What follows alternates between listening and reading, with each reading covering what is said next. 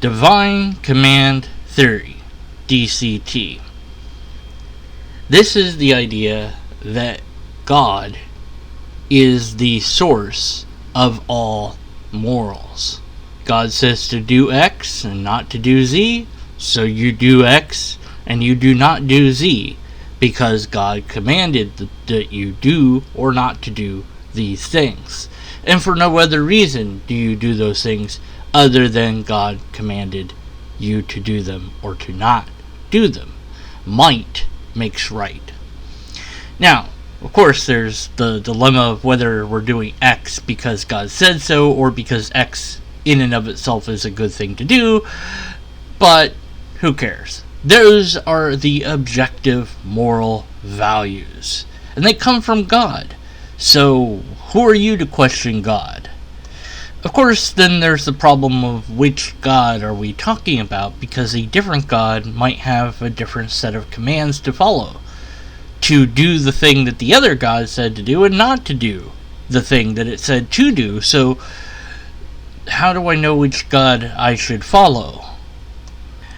The believer might say, well, morals are objective because there's a God. Okay, but that doesn't tell me which God it is, and so where am I deriving my morals from? You have a particular God that you believe in, fair enough, but how do I know which God these objective morals are coming from? Especially if gods conflict over what those morals should be. And of course, people will argue endlessly with each other over which God is the actual God, and use various philosophical arguments, but rarely ever scientific studies, because apparently God is sort of outside of science, although some theists say that God is proven with science, and then some say not, and then others, it just depends, but basically all the arguments boil down to that their God has to be the actual God, because it just makes more sense that way. You can't explain this or that without their God being the correct God. There are many religions and many holy books from these various different religions. How is somebody supposed to decide which book to even begin to read, let alone whether the book has true information or not? There's only so much time that a person has to explore such matters. So you would need an overwhelming argument and evidence that your book is worth the time and energy to put into researching it and to seeing whether or not the claims it makes are true or not.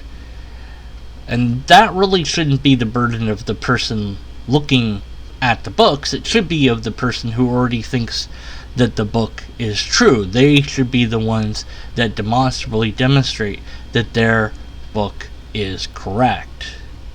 And of all the arguments that I have heard and read throughout time, every argument so far that I have read or heard has had at least one logical fallacy, if not more, in it.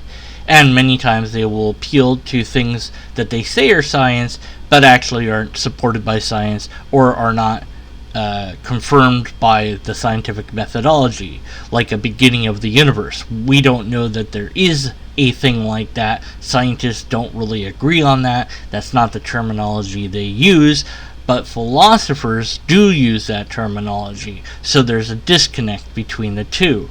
How can science prove there's a God if God is not natural? It doesn't really follow, but yet people will say that they have proof of God, but every time they say proof, what they actually mean are arguments, and those arguments usually are very bad because, well, they have one or more logical fallacies, yet they think that the arguments are good. That if you put all the arguments together, then that makes a definite case for their version of their God. People will say that without objective morality, something being good or bad is merely an illusion. It is an opinion that people hold, and that we all just know deep down that something is right or that something is wrong. And of course, when you bring up the counter fact that there are people who don't know that things are right or wrong, or at least they act in ways that suggest that they didn't know that or don't care, and you say, well, what about that? And, well, there really isn't an answer. What about the sociopath? There really isn't an answer for that. Just say, well, free will, but the sociopath doesn't really have free will, do they? They don't know that something is good or bad. They can mimic the behavior, but they really don't know it in the same way that other people know it. So there isn't an argument there. If it's good, could it just be good on its own merits without the need of invoking a god? And in fact, if we do this, we remove at least one barrier to entry on answering the question. Rather than trying to debate which god is real, let's debate instead which morals are useful or not useful. And that's separate from the god question in full and doesn't seem to require any god to resolve it, even if one wants to say, but ultimately the morals are objective because they're actually coming from God. Well, no, let's just save a step and say that the morals are objective because they actually matter in the real world. Thus, they are objective in the sense that these things, if applied, can benefit or harm not just humans, but all living creatures and the rest of the world itself. And you can objectively measure whether something will harm or not harm something. Why not have that as your starting point? You'll say, well, that's a subjective selection. You could choose to make it some other starting point. You could decide that you want to go with harming everything as much as possible rather than not harming everything as much as possible. But why would you want to do that? Who would want to do that? Other than perhaps a sociopath, but even they would want, I presume, to maintain their own existence and not hurt themselves, but maybe there is a person that doesn't care even about that. But such a person would not survive very long, because they wouldn't care about maintaining themselves and thus end their own existence before having much to say about anything. So, why does DCT keep showing up, even with all its problems? I think that the case that the apologist attempts to make is that without a god, that the morals must be subjective, and that's bad. Therefore, we don't want it to be bad, so it has to be God. Of course, that's just an appeal to consequence. They don't really mean it to be that, though. They mean it to be that if it's subjective, then what's right or wrong is just an illusion. It's okay. And if that's the case, how do we deal with that? Then we just assert what's right or wrong. But if that's due to whimsy, then there's a problem. So you have to ground the morals in something, somehow. And they're missing the ethical systems. There are ethical systems besides divine command theory. And none of them require the divine. So DCT keeps popping up because those that believe in a god believe that this is a compelling argument to make. But it doesn't point you to any particular god at all. Even if morals are objective, they could be objective in a different sense than what the theist is portraying, and the problems with divine command theory actually seem worse than the problems without divine command theory. And in the end, we humans just argue over these things and kill each other over these things anyways, because that just appears to be what humans do. We've been fighting with each other over what is wrong and right for many, many years, and I suppose we'll continue to do so, no matter how much I wish we would not do that and use peace instead. But peace requires us to reason. And reasoning requires us to be able to question our ideas. And you cannot question something that you think comes from God, because God must be right. So if you truly believe that God told you to kill X person, whoever that might be, then you must kill that person. Whether or not you want to or not, or would like to or not, it's irrelevant. You have to do it because God's right. You're not able to question God. And that, perhaps, is the worst part of divine command theory, is the inability to question it. So you cannot sit down at the negotiation table and come to a compromise on certain issues.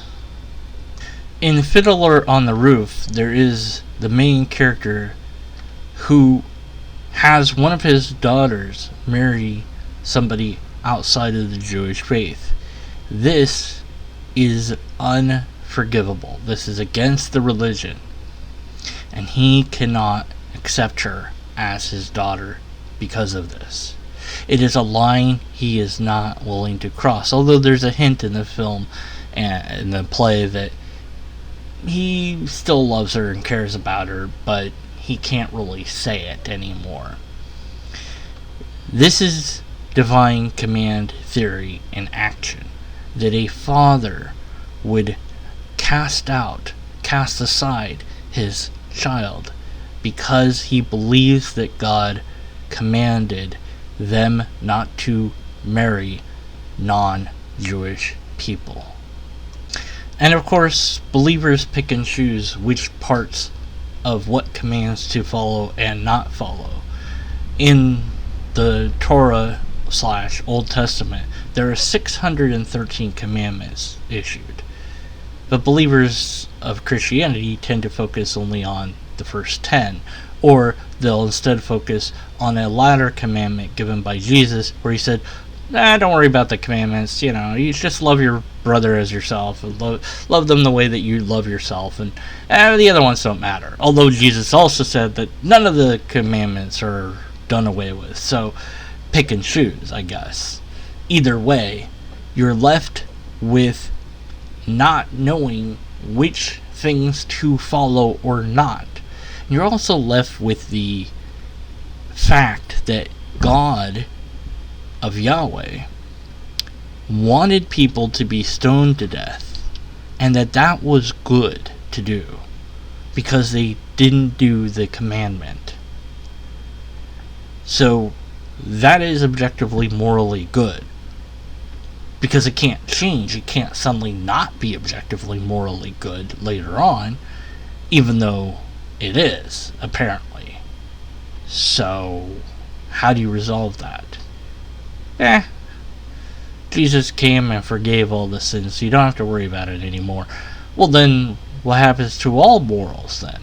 If you're forgiven for all misdeeds, then why do you have to be good at all? You can simply do bad and then be forgiven for it. Of course, there's additional things put in there, but still, there are more problems with DCT than there are solutions. But I'm sure the theist will find answers to these problems, and those answers too will bring more problems. So why not save a step and just not use DCT at all? When you have a set of rules written down, it makes it easier to follow those rules. Granted, but of course, how you interpret those rules is another story, and therein lies another problem with DCT. But of course, ultimately, we don't have empirical evidence for any of the divine commands. We don't have any way to repeatably test if these commands are good or not. Actually, I guess we could test in the sense that we would see whether doing them is a good idea or not. I don't think stoning people to death is a good idea, because people die, and that's a very painful way to die, so I think that we've done that test then. Is there a valid and sound argument for DCT? Well, not really, as far as I can tell. So, at best, we have some sort of way to test if morals are actually good or bad, but that test seems to rely upon an assumption that pain is bad. I think it's a good assumption, but I could be wrong. Am I wrong? I don't know. Let me know if you think I'm wrong about pain being bad in the comments below. Also, what ethical system do you have? Let me know in the comments below. Also, comments below. I've said that word. Actually, 2 words. Now is the part where I completely lose my mind, as I can't think of a way to end the video. This is the part that happens sometimes in videos. Not every time, but sometimes it happens. Some videos I end it this way, others I don't. If it's serious, I don't do it. But this is a serious video, but I still did it. So how do I do that?